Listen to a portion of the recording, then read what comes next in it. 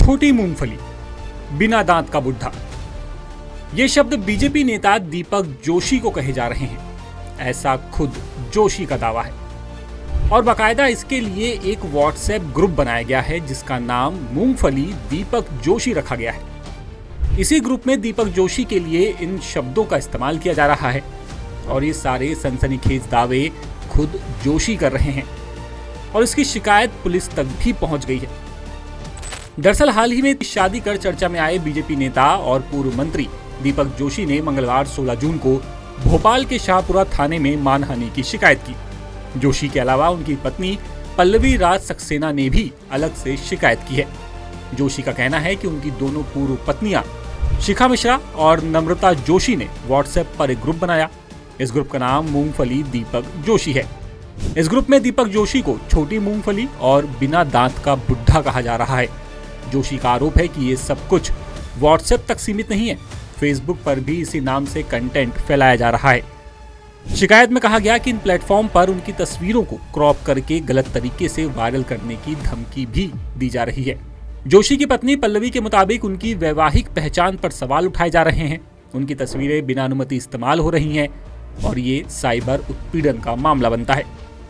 बता दें कि जोशी ने साइबर सेल के अलावा डीजीपी कैलाश मकवाना को भी शिकायत भेजी।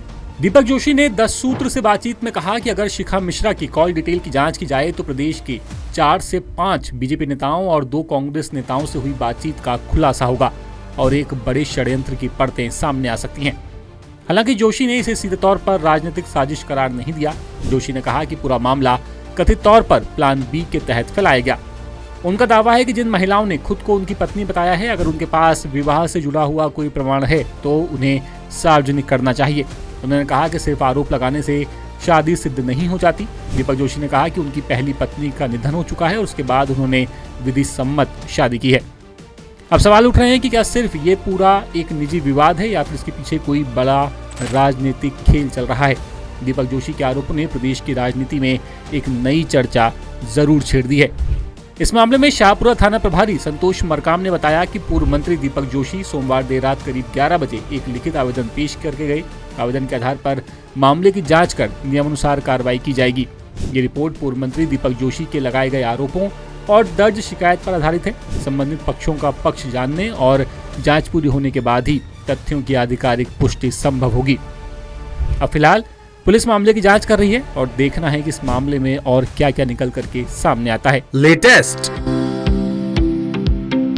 इन्वेस्टिगेटिव और इन डेप्थ खबरें देखने के लिए ज्वाइन कीजिए द सूत्र का व्हाट्सएप चैनल, सब्सक्राइब कीजिए यूट्यूब चैनल, लाइक कीजिए फेसबुक पेज और पढ़ते रहिए www.daसूत्र.com।